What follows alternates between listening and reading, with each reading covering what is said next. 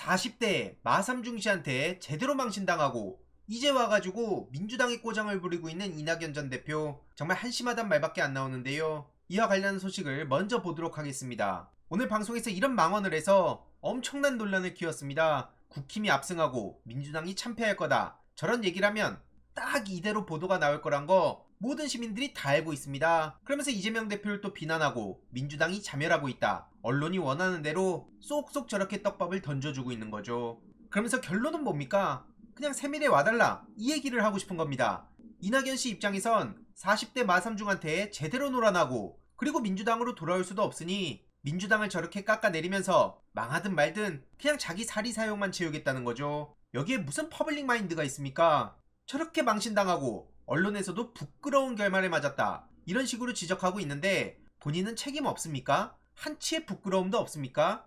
이준석 씨가 이낙연 지우기를 기획했다고 얘기하면서 다시 새로운 미래로 갔는데 정말 안 부끄럽냐고요? 말 그대로 노란한 겁니다. 무슨 설명이 더 필요하죠? 이러니 해당 소식을 접한 시민들은 배응망덕하다, 이준석한테는 한마디도 안 하냐, 윤석열 대통령한테도 한마디도 안 하냐, 민주당 대표까지 했던 사람이 어쩌면 저렇게 옹졸하고 찌질하냐는 얘기까지 나오고 있습니다. 네이버 댓글에서도 마찬가지로 민심은 싸늘하기만 한데요. 이준석하고 일주일 있더니 벌써 물든 거냐? 아니다, 원래 저게 본심이었을 거다, 무능하단 얘기도 괜히 나오는 게 아닌 겁니다. 조목조목 비판할 예정이고요. 지금 제일 중요한 게 뭡니까? 민주당에서 어떤 메시지를 내고 있는가? 여기에 우리도 주목할 필요가 있는데요. 홍익표 원내대표가 오늘 오전 이런 입장을 전했죠. 쌍특검법 29일 본회의에서 재의결할 생각이다. 이에 많은 시민들도 제발 하자, 끝장내자, 이런 반응들을 보이고 있는데요. 지금 국힘 경선 과정에서 분노를 하고 있는 사람들, 그리고 그게 곧 본인의 미래가 될 거라고 생각하는 사람들, 여러가지 종합적으로 고려할 게 많을 겁니다. 게다가 최근 윤석열 대통령이 공수처에 입건됐다는 소식도 전해졌는데요. 지금 언론에선 계속 민주당 이재명 대표만 때리고 있으니 이런 내용조차도 모르는 시민들이 꽤 많습니다. 고발 사주를 지시할 수 있는 사람은 오직 윤석열 총장뿐이다, 이런 중요한 내용이 왜 이렇게 묻혀야 되는 거죠? 공수처가 윤석열 대통령을 입건하며 고발 사주 사건 추가 수사에 나선다는 얘기입니다. 수사 3부에 배당했다는 얘기고요. 직권남용, 공직선거법 위반, 공무상 비밀누설 개인정보보호법 위반 등등 문제가 한둘이 아니라 이걸 제대로 수사해봐야 됩니다. 그런 의미에서 손준성 1심이 매우 중요하단 건데요. 검사가 지켜야 될 정치적 중립 의무를 위반하고 검찰권을 남용한 거다, 이런 얘기가 나온 건데, 문제는 여기서 손준성 개인이 했을 거라고 보는 사람은 없다는 겁니다. 검찰총장의 눈과 귀로 통하던 대검 수정관실에 손준성이 그냥 독자적으로 움직였다고요? 도저히 말이 안 되는 얘기이기 때문에 당연히 그 뒤엔 윤석열 총장이 있었던 거 아니냐, 이런 합리적 의심이 나오고 있는 겁니다. 당시 대검 감찰부장이었던 한동수 변호사도 손준성 혼자 했다고 보는 건 말이 안 된다, 검찰에서도 그렇지 않다는 걸 누구나 동의하고 있다, 이런 입장을 전하고 있는 거고요. 그래서 윤석열, 한동훈 이들에 대한 재수사가 들어간 만큼 굉장히 중요한 소식인데도 앞서 말씀드렸듯이 언론에선 이런 내용을 덮고자 계속 이재명 대표 비난하고 사당화 타령하고 민주당 분열이라 그러고 이런 얘기만 보도하고 있는 거라고 봅니다. 물론 모든 언론이 그렇다고 얘기할 순 없지만 상당수의 언론이 거기에 합을 맞추고 있는 건 사실 아닙니까? 이런 와중에 전직 민주당 대표까지 했던 이낙연 씨가 저런 식으로 떡밥을 던지면서 새로운 미래로 줍줍하려고 하는 모습 얼마나 추합니까? 도대체 정치를 뭐 저런 식으로 하는 거죠? 이러니까 욕을 먹는 겁니다. 도대체 본인이 제대로 보여준 리더십이 뭐가 있습니까? 틈만 나면 엄중 얘기만 하고 제대로 문제 해결도 못하고 시대에 도태됐다는 평가를 받고 있는 사람이 저렇게 이재명 대표만 때리면 본인이 차기 주자로 거듭난답니까? 거기에 기대를 거는 정치인이 아주 일부 있는데 현실을 모르고 저러는 거 아니겠습니까?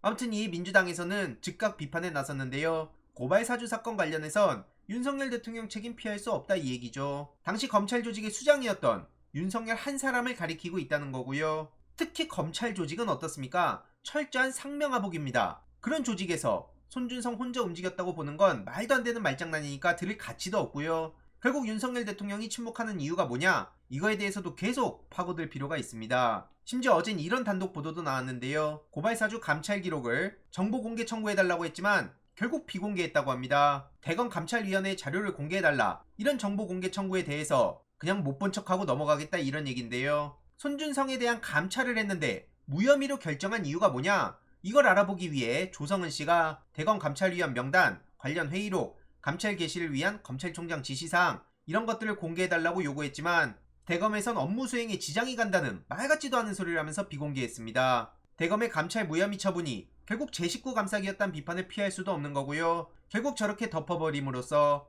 미제로 남을 가능성이 커진 거죠. 이것도 매우 심각한 문제 아닙니까? 그런데 이 또한 제대로 아는 시민들이 과연 얼마나 될까요? 정치 저간여층은 당연히 모르고 넘어갈 거고요. 고간여층들 사이에서도 이런 내용을 제대로 알고 넘어가는 사람들도 많이 없습니다. 결국 이게 시민들 문제겠습니까? 언론이 만약 민주정부였다면 지금 저런 문제들을 얼마나 끌어올리면서 대대적으로 때리고 공정과 정의, 투명성을 외쳤겠습니까? 말이 안 되는 일이 대놓고 벌어지고 있는데 우리라도 계속 목소리를 내야 된다고 말씀드리는 거고요. 이성윤 검사장의 말처럼 압박에 버텨서 그나마 여기까지 온 거지 무슨 문재인 정부가 김건희를 탈탈 털었는데 아무것도 안 나왔냐 이런 말에 넘어가선 안 된다 이런 얘기입니다. 그래서 윤석열 사단을 하나위에 빗대었다가 엄청난 공격을 받기도 했었는데요. 실제로 전두환의 하나위랑 뭐가 다르냐 이런 비판도 피할 길이 없는 거죠. 윤석열 사단이 검찰을 대표합니까? 아닙니다. 그러므로 윤석열 사단을 비판하는 건 검찰의 명예를 훼손하는 게 아니란 얘기고요. 한 줌도 안 되는 특수통 패거리들이 사냥식 수사라고 언론을 활용해서 사람들을 보내버리고 그런 짓거리 한 사람들에 대한 비판이란 겁니다. 실제로 김건희 씨에 대한 수사를 할 때도 얼마나 압박을 많이 받았겠습니까? 실제로 공무집행 중인 검사장한테 전화를 해서 네가 눈가에 뵈는 게 없냐? 이렇게 막말하던 게 윤석열 대통령인데 저런 인간이 공정상식 정의를 외쳐왔다는 것 자체가 그게 위선이라는 겁니다. 다른 게 위선입니까? 이 또한 계속 관심 갖고 전해드릴 예정이고요. 지금 윤석열 정부가 들어서서 일본에선 이때다 싶어가지고 독도를 계속 걸고 넘어지고 있는데요. 독도가 일본 땅이라는 황당한 소리를 오늘 또 한 겁니다. 무슨 다케시마의 날 이따위 소리를 하고 있는데 일본 고유의 영토라면서 헛소리들을 그냥 쏟아내고 있고요.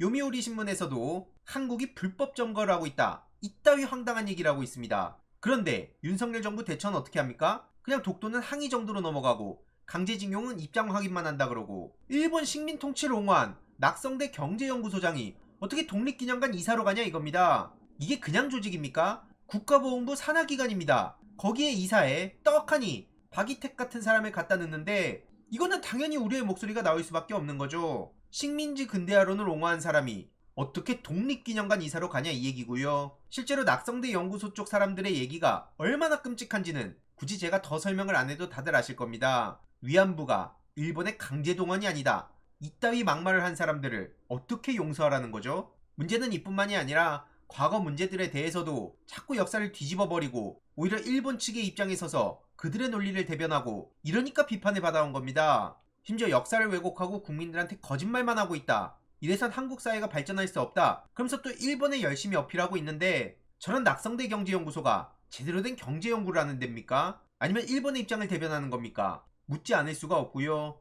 이러니 광복회에선 즉각 철회하라는 얘기를 한 겁니다. 어이가 없어도 정도껏 없어야죠. 일본의 식민 통치를 옹호하고 정당화하는 사람을 떡하니 저렇게 독립기념관에 앉힌다는 건 전혀 눈치를 안 보겠다는 얘기라는 거 아니겠습니까? 이건 대한민국의 정체성을 훼손하는 일이란 거고요. 심지어 박이택 씨는 반일 종족주의 저술에 관여하거나 참여한 바 없다. 이런 소리를 하면서 별 문제가 없다고 그냥 넘어가고 있습니다. 그렇게 자기네 편에 관대한 인간들이 민주개혁 진영에는 어떻게 합니까? 조그만한 거를 엄청나게 키운다든지 아니면 없는 죄를 그냥 덮어 씌우고 끼워 맞추게 하고 엄풀해서 사람 보내버리고 이게 아까 이성윤 검사장이 말했던 토끼머리식 수사, 엄풀 수사라는 겁니다. 저런 짓을 버젓이 저지르고 있는데 언론이 이걸 비판하진 못하고 그저 이재명 대표 때리기에 동조하고 있으니 마찬가지로 비판을 받는 거라 보고요. 이러니 많은 시민들도 괜히 용산 총독부란 말이 나오는 게 아니다. 일제 앞잡이가 어떻게 독립기념관 이사를 할 수 있냐. 지금 이승만 띄우기에 대한 논란도 같이 이어지고 있는 거고요. 거듭 말씀드리지만 이건 보수와 진보의 문제가 아니라 말 그대로 역사를 부정하고 다시 뒤집어 엎으려는 세력과 그걸 반대하는 사람들과의 목소리라고 보는 거고요. 무엇보다 독립기념관의 이사에 뉴라이트계 사람을 저렇게 꽂아버리는 거 이거 결코 그냥 넘어가선 안 됩니다. 이렇게 하나씩 자기네 사람들을 채워 넣음으로써 사람들을 무뎌지게 만들고 관심 끊게 만들고 분열되게 만들고 그게 저들의 목적이기에 적어도 거기엔 넘어가서 안 된다고 생각하는 거고요. 이와 관련한 추가적인 소식도 계속 전해드리도록 하겠습니다. 이번 내용도 유익했다면 구독, 좋아요, 알림 설정, 멤버십 가입 정말 큰 힘이 된다는 점 말씀드리고 싶습니다. 주위에 널리 공유 부탁드립니다.